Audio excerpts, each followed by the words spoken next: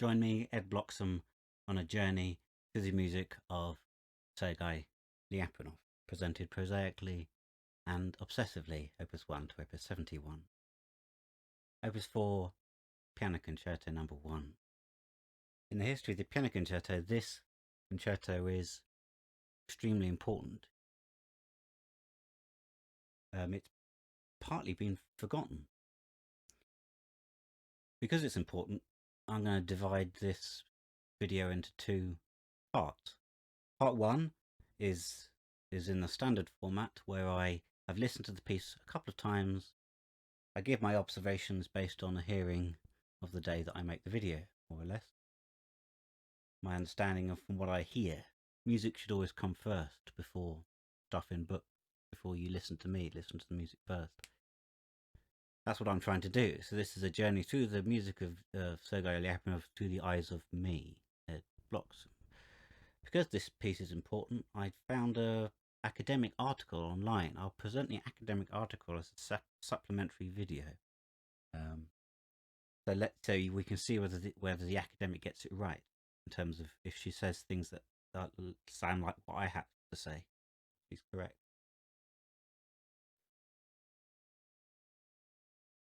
Right, a little bit of history because it's important. Why was Lyapunov partly forgotten? When the communists took over in 1917, they kicked out all the artists. What communists like to do?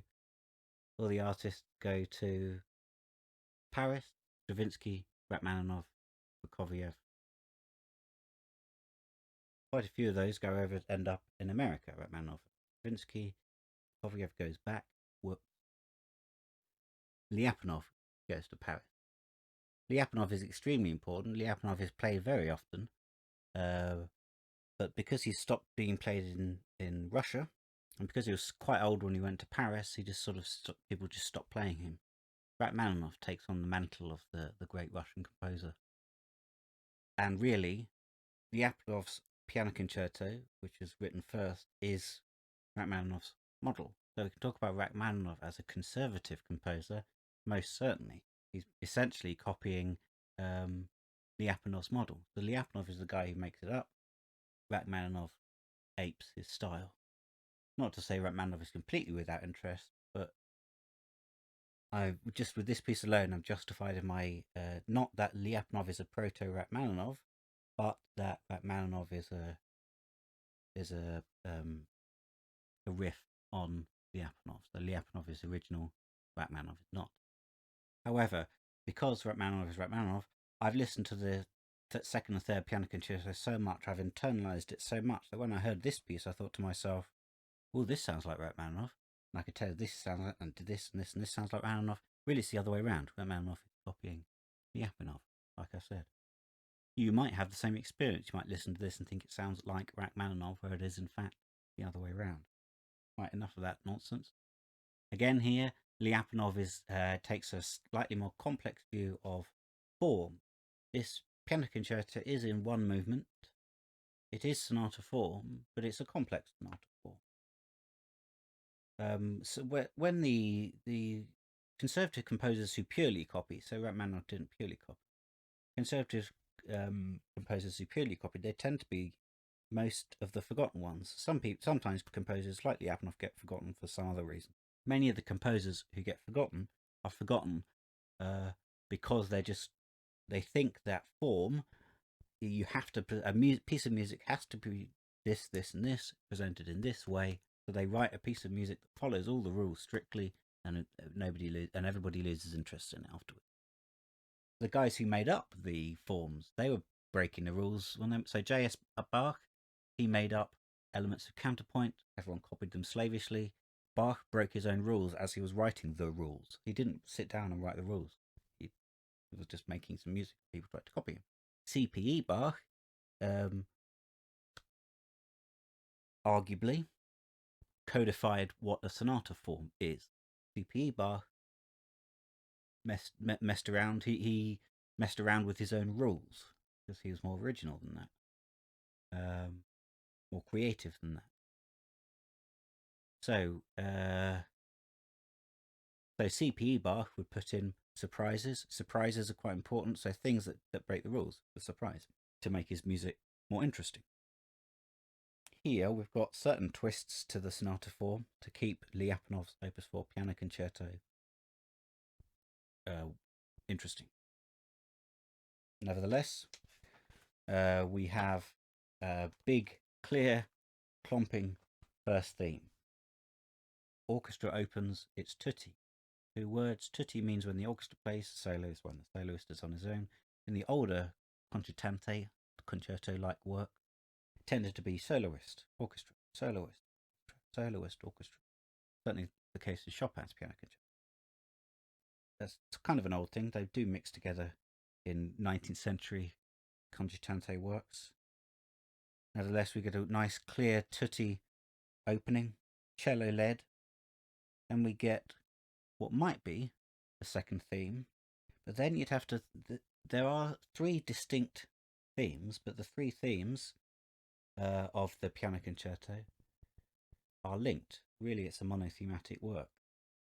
However, there's a very clear slow theme, and this opening theme is very clear. So the second theme is kind of although the 3 are related, the second theme is kind of a counter theme to the first theme. So in fact, we get a first theme and a second theme. There's a sort of second version of the first theme, but we'll call that the counter theme. So piece opens, big tutti, main theme. Horns introduce a counter theme, slightly slower version of this. So we get a hint already in the accompaniment and the notes. We get a hint at this theme, the main slow one. We then get a repeat of the main theme, get a repeat of the material, and then a nice bit of counterpoint. I said that Balakirev, this is one of the pieces where Balakirev took the piece, he added in his pencil markings. I said, you need to do this. So this is probably a fiction I've created in my head, but every time I hear strict counterpoint in the works of Lyapunov, the works of the Mighty Handful, I'm thinking this is Balakirev doing his conservative. Oh yes, we must have counterpoint in your piece. Right, so we've got a nice bit of counterpoint, big flourish, and then we get our piano entry. So this is often how romantic piano concertos work. You get big tutti, and then you get the main themes repeated again with just the soloist. This happens here. We get a piano playing the main theme and our counter theme here. Then we get this counter theme. There's a clearer statement of this counter theme, which the orchestra eventually helps in, passes it back and forth between the piano and the orchestra. Opening scurry, and then rather than bang bang bang, next theme, bang theme, next theme, the orchestra fades out into a statement of theme 1. Then the piano presents a slightly calmer version of theme 1. And we're still in the exposition, so the opening of the piece, the development, all the big changes happen in the development section.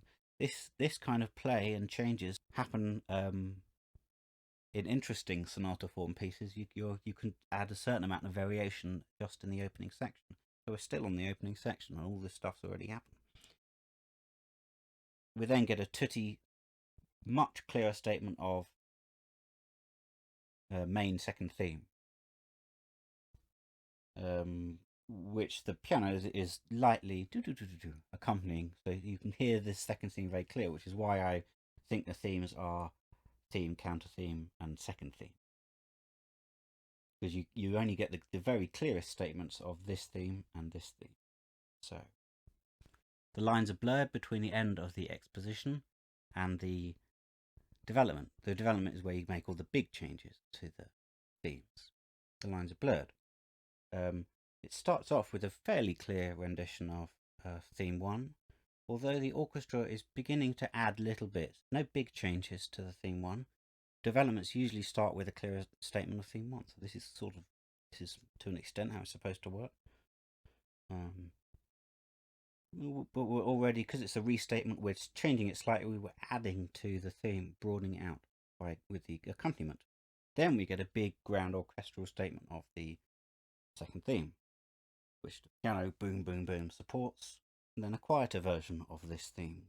We're changing things quite a lot more than we were opening section. Slightly more counterpoint. I like to think that Balakirev is leaning over his shoulder. Um, and then we get a hint back at the counter theme here. The piano leads the theme, so we're doing this, and then the piano starts to go, no, we're doing this now. And then we get a massive, huge main theme. Really louder, clear. So this is the drawing a clearer line. In the old piano concerto, particularly the Mozart model, you might start that as the modern piano concerto, the Mozart. You get your exposition, development, and then you get a cadenza. The cadenza is the big solo where the soloist gets to show off. Often, the performer, it was an invitation for the performer to improvise. They'd take the theme and improvise around it, and then you get a big trill at the end, and then the orchestra knows when to come back. In romantic music, because the cadenzas became more and more complex, the composers started to write them down, so they sound like big improvisations, and the performer is allowed to do a certain amount of making stuff up, but it's all written down now. It used to be the case that you could play multiple, you could switch out cadenzas, you could even have a cadenza for a different piece when you were playing Mozart piano concertos.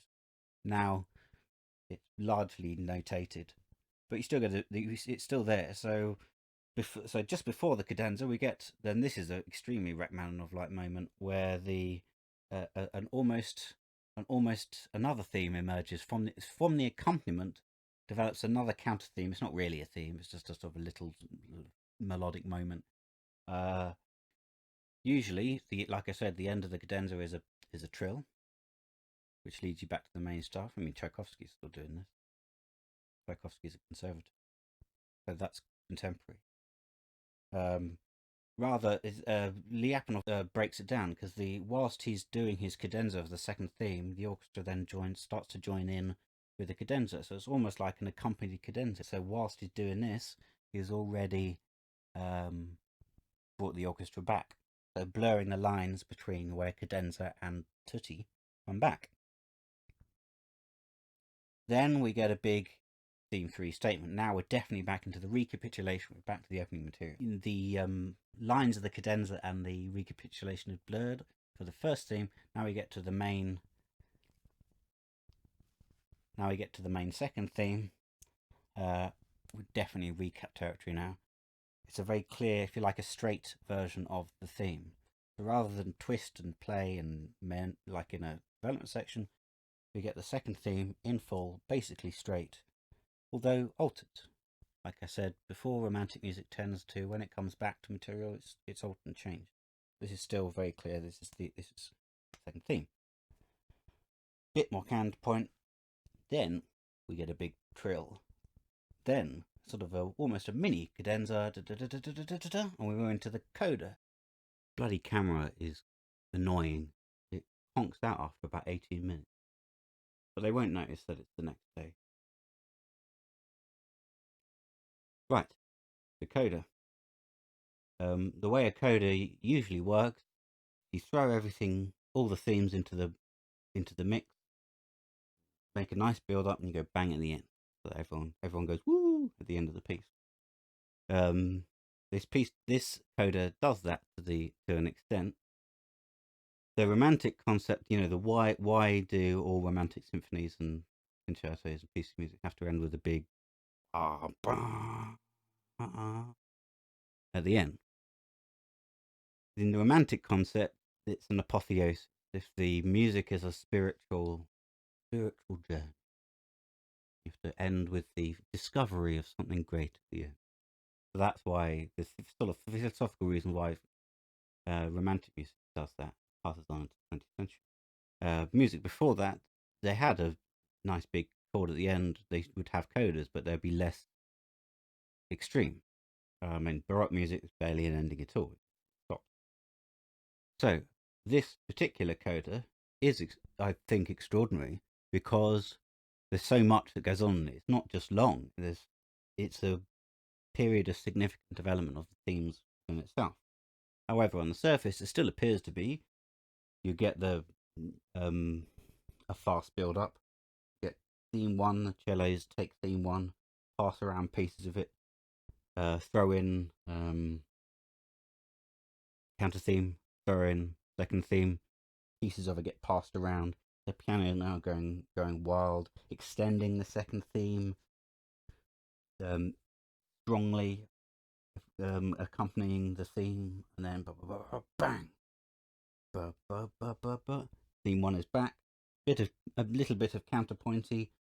The piano is still heavily supporting what's going on, and then the most extraordinary part of the whole piece is what happens to the theme at the end. Theme 1 has been completely remade into a different theme. It's almost like a story where a character, he goes along on the journey, he learns something at the end of the story.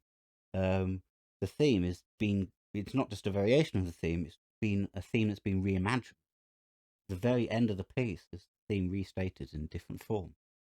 There's a new learned character, as in the piece of music has informed the theme and changed it.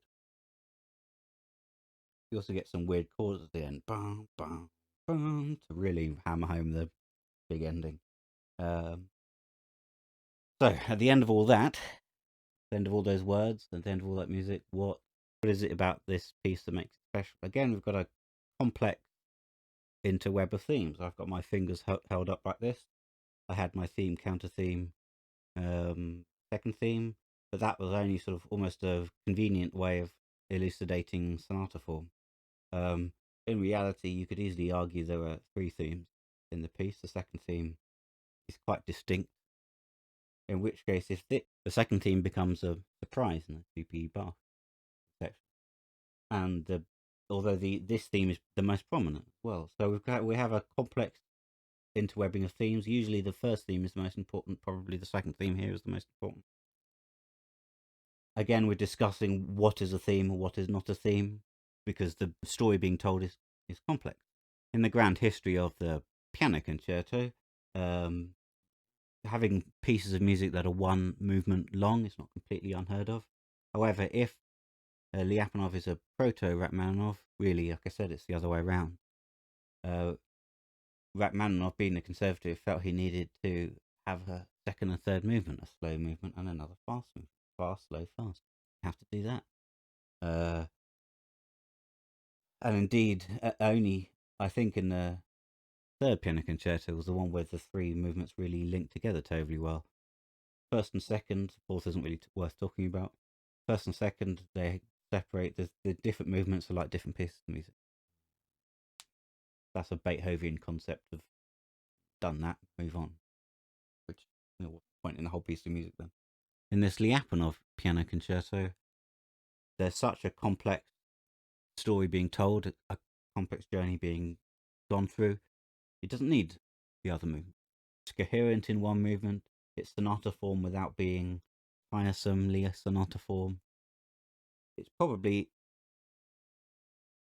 likely significant in the history of the piano concerto, but that scarcely be important when there's so much musically going on here. Right. Because it's probably important, I'm going to check the academic to see if she's correct in the second video. I've been Evan Bloxham. I will continue to be Evan Bloxham into that video and other videos in the future and until I die. Any comments? Is this too much? Is it too simple, too complicated, too many words? Any comments? Also like and subscribe or don't.